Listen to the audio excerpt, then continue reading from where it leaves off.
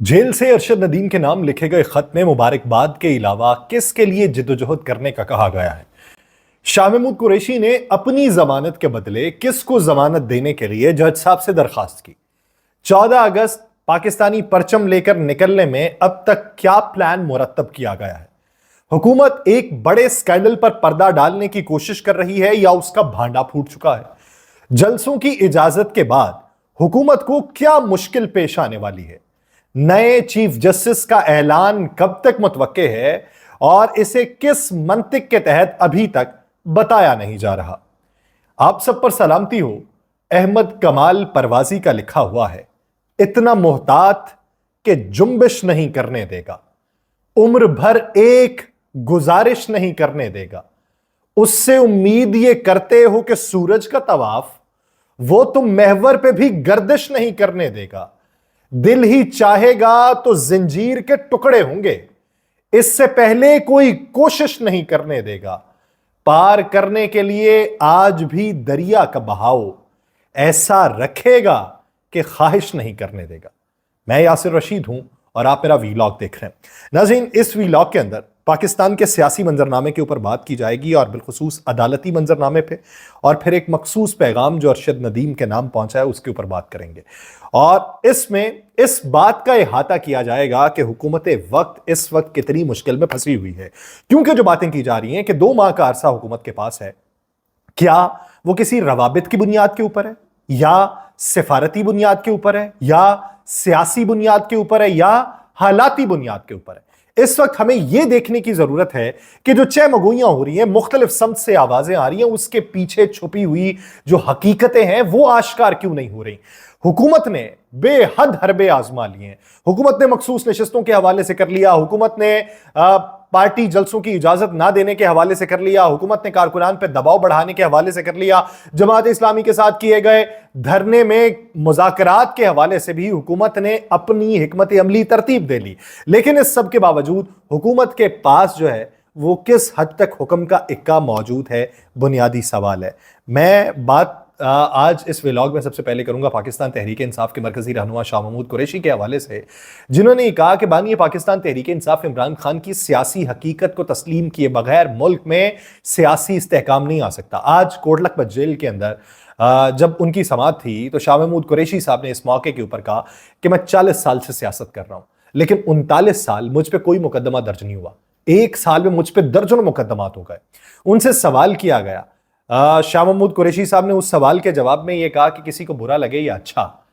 पाकिस्तान तहरीक इंसाफ का बानी जो है वो एक सियासी हकीकत है, और सियासी हकीकत को तस्लीम किए बगैर आप जो है वो पॉलिटिकल रेस्ट नहीं ला सकते, अनरेस्ट ही रहेगा। शाह महमूद कुरैशी साहब ने कहा कि नवाब अकबर बुगटी के साथ जो जुल्म हुआ था वो जुल्म हुआ था। अकबर बुगटी पाकिस्तान मुखालिफ नहीं थे। एक दूसरे को गद्दार गद्दार कहना बंद होना चाहिए, और 75 साल से गद्दारी के सर्टिफिकेट बांटे जा रहे हैं। उन्होंने महमूद खान अचकजई के हवाले से कहा कि वो डेमोक्रेट हैं, जमहूरी और आईनी सोच रखने वाला जो है वो गद्दार नहीं हो सकता। बलोचिस्तान में अमन का रास्ता जो है वो मुज़ाकरात से होकर गुजरता है। चले, कुरैशी साहब ने आज ये बात की कि गद्दार गद्दार का लेबल नहीं लगाना चाहिए। इनके अपने दौरे हुकूमत में भी ऐसे इकदाम उठाए जाते रहे थे और उस वक्त भी हम यही वावेला करते थे कि ऐसा नहीं होना चाहिए। आज जज साहब के रूबरू उन्होंने कहा, जज साहब मेरा कसूर ये है कि मैं पाकिस्तान तहरीक इंसाफ की जमात का वाइस चेयरमैन हूं और इमरान खान के साथ खड़ा होने की सजा काट रहा हूं। मैं पीटीआई जमात में हूं, कोई भारतीय जनता पार्टी ज्वाइन नहीं कर ली जिसकी मुझे सजा मिल रही है। हम अपनी जमानतें वापस लेते हैं, आप डॉक्टर यास्मीन राशिद की जमानतों पर फैसला कर दें। डॉक्टर यास्मीन राशिद जो है वो कैंसर की मरीजा है, 70 साल से ज्यादा उनकी उम्र है, तो आप हमें जमानतें ना दें, आप इनको जमानत दे दें। तो एटीसी जज जो थे उन्होंने कहा कि मैं आज जाके जमानतों पर फैसला कर दूंगा। लेकिन डॉक्टर यास्मीन राशिद जब पेश हुई तो उन्होंने ये कहा कि मुझे अगर जेल में कुछ हुआ तो जिम्मेदार आप होंगे, मेरी नहीं, सब दोस्तों की जमानतें होनी चाहिए। फिर जो बात कुरैशी साहब ने की हुई थी कि हमारी छोड़े इनकी जमानत कर दें, तो यास्मीन राशिद साहिबा ने कहा कि अगर मेरी जमानत हो भी गई तो मैं अकेली नहीं जाऊंगी। ये शाह महमूद कुरैशी, ये 7 दीगर अफराद जो हैं, ये सारे इनकी जमानतें होंगी तो तब मैं जो है वो जेल से बाहर निकलूंगी, बसूरत दीगर मैं नहीं निकलूंगी। अब इस अगर आप पॉइंट को ले लें तो बकिया इनके जो रहनुमा है, आज बहुत सारे लोगों की बातें भी हुई कि क्या सिर्फ हम ही मुल्जिम हैं या हम ही मुजरिम हैं। वो जो प्रेस कॉन्फ्रेंस करके निकल गए तो वो क्या, تو جج صاحب نے کہہ دیا وہ اشتہاری ہیں، تو جواب آیا کہ نہیں وہ سیاسی ہیں۔ تو ابھی یہ ساری صورتحال کے اوپر جو ڈیولپمنٹ ہو رہی ہے، مختلف لوگوں کی جو ضمانتیں ہو رہی ہیں، کیا وہ بھی اس بات کے اوپر ٹکے تھے کہ یہ ساروں کی ضمانتیں ہوں گی تو ہم جائیں گے؟ پھر آج جو ہے وہ جیل سے ڈاکٹر یاسمین راشد نے خط لکھا ارشد ندیم کے نام۔ عمران خان کے بارے میں بھی خبریں سامنے آ رہی ہیں کہ وہ بھی لکھیں گے، لیکن جو خط لکھا ہے یاسمین راشد نے اس میں انہوں نے لکھا کہ ماشاءاللہ ارشد ندیم، شکریہ اس جیت کے لیے کہ تم نے پاکستان کی بہتری کے لیے کام کیا، پاکستان کا تشخص بحال کیا، ایک ورلڈ ریکارڈ کو توڑا جو اس حبس زدہ ماحول میں ایک ٹھنڈی ہوا کا جھونکا ہے، اور ہر پاکستانی کے لیے یہ باعث عزت ہے۔ تمہاری محنت، تمہاری لگن، تمہاری جد و جہد یہ امید کی ایک کرن ہے تمام ان لوگوں کے لیے جو کھیلتے ہیں، وہ چاہے مرد ہو یا عورتیں، جو پاکستان کی ترقی اور پاکستان کے نام کے لیے جد و جہد کر رہے ہیں، اور تم سے یہ امید کی جاتی ہے کہ تم ان لوگوں کی آواز بنو گے، بڑھتے رہو اور بھی میڈلز لاتے رہو۔ تمہیں تمہاری ماں کی دعاؤں کا صلہ ملا ہے، خدا تمہیں سلامت رکھے اور تمہاری زندگی میں خوشیاں لے کے آئے۔ انہوں نے انگلش کے اندر، انگریزی زبان میں ان کو ایک خط لکھا جو صفحہ منظر عام کے اوپر آیا، اس صفحے کے اوپر مختلف لکیریں، یعنی وہ جو خط جس کو بھی دیا گیا، جس بھی پارٹی رہنما کو دیا گیا یا اپنے وکیل کو دیا گیا، وہ اس تناظر میں دیا گیا ہے کہ وہ شاید پیپر جو ہے وہ بالکل کلین نہیں ہے، اس کے اوپر سلوٹیں بہت زیادہ ہیں، یعنی وہ ہاتھ میں دبا کے پکڑایا گیا کہ یہ ارشد ندیم تک پہنچا دینا۔ اور اب یہ کہا جا رہا ہے کہ سابق وزیر اعظم عمران خان جو ہیں وہ بطور سابق وزیر اعظم نہیں بلکہ بطور 1992 کے ورلڈ کپ کے فاتح کے طور پہ، وہ ایک کھلاڑی کے طور پہ، وہ بھی ارشد ندیم کو ایک پیغام پہنچائیں گے، اور وہ اگلی سماعت جب ہوگی اس میں پیغام پہنچایا جائے گا، یا پھر پیر کے روز جو ان کے وکلاء کے ساتھ ملاقاتیں ہیں ان کے ذریعے وہ پیغام پہنچائیں گے کہ ارشد ندیم جو ہے وہ اپنی قابلیت کے اوپر یقین رکھے۔ یعنی میں کل جو باتیں کر رہا تھا بہت ساری، کہ جب بات آتی ہے کسی کو ڈیولپ کرنے کی، کسی کی بنیاد بہتر کرنے کی، تو اس وقت اس کے اوپر توجہ نہیں دی جاتی، لیکن پھر بعد میں سارے کریڈٹ لینے نکل پڑتے ہیں۔ اور آج صبح سے لے کے بھی آپ شام تک دیکھ لیجئے کہ سارے حکومتی وزراء وہ کریڈٹ لینے نکلے ہوں، بتا رہے ہیں کہ جی کیسے یوتھ فیسٹیول میں وزیر اعظم شہباز شریف صاحب جو اس وقت وزیر اعلیٰ ہوتے تھے انہوں نے پروموٹ کیا تھا ان کو۔ بنیاد اسکول سے بنی تھی اس کی، وہ اسکول سے اس کے کوچ نے اس کو نکالا تھا، کالج لیول تک لے کے آیا تھا، اس کے اوپر پوری توجہ دی تھی۔ اور بعد میں اگر ادھر ہوا، ابھی آپ کہتے ہیں کہ جی اس مد کے اندر اتنے پیسے جاری کیے گئے، اس مد کے اندر اتنے پیسے جاری کیے گئے،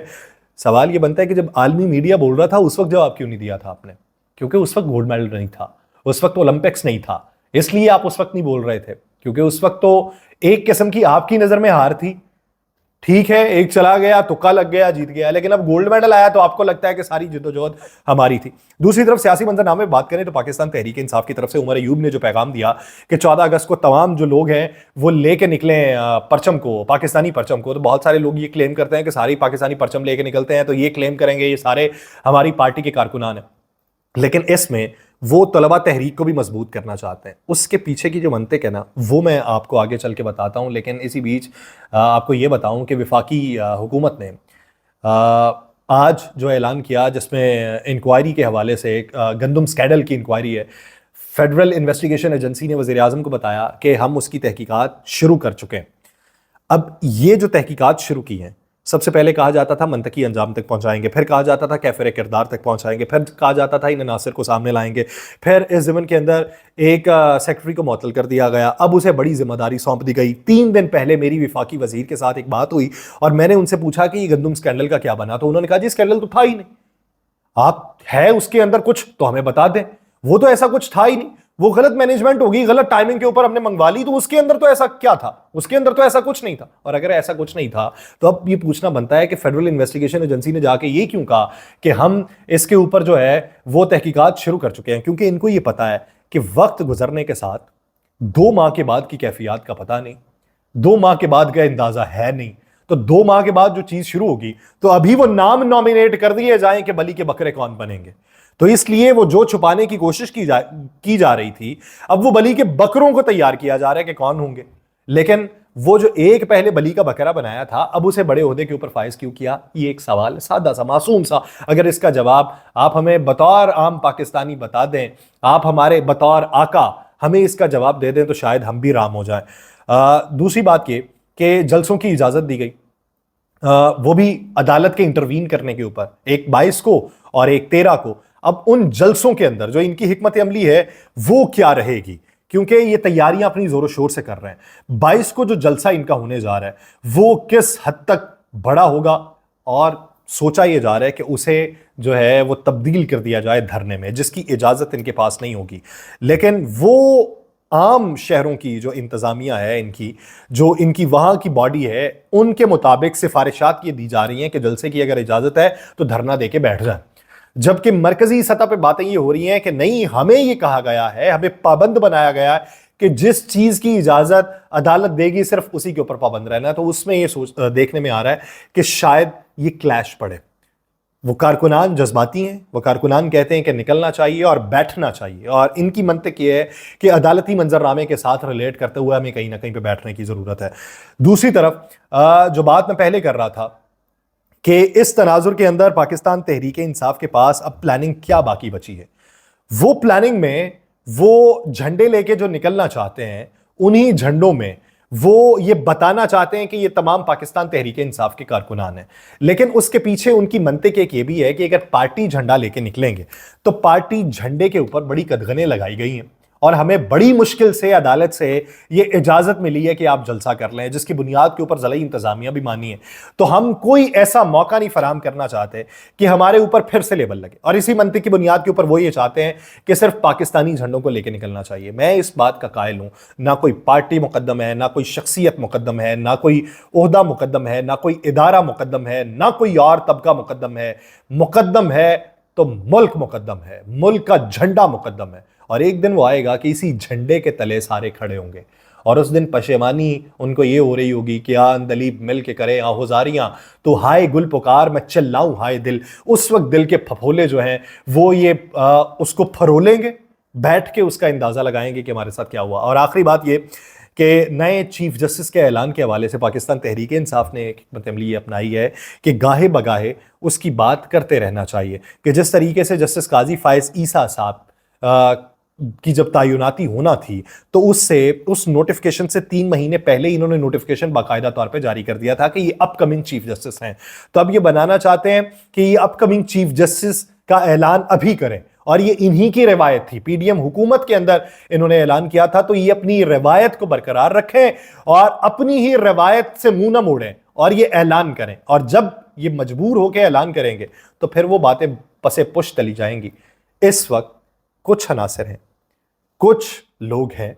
जो रवाबित के तौर पे बतौर राबिता कार अपनी जिम्मेदारियां सरंजाम दे रहे हैं, लेकिन उनको भी अभी उसमें से कुछ निकलता हुआ दिखाई नहीं दे रहा। लेकिन 2 शख्सियात ऐसी हैं जो ये सोचती हैं कि ये ऊंट किसी करवट बैठने वाला, और वो करवट जो है वो अवाम के हक में होने वाली। उम्मीद करते हैं कि ऐसा ही होगा। मुझे दीजिए इजाज़त, अल्लाह ने के बाद।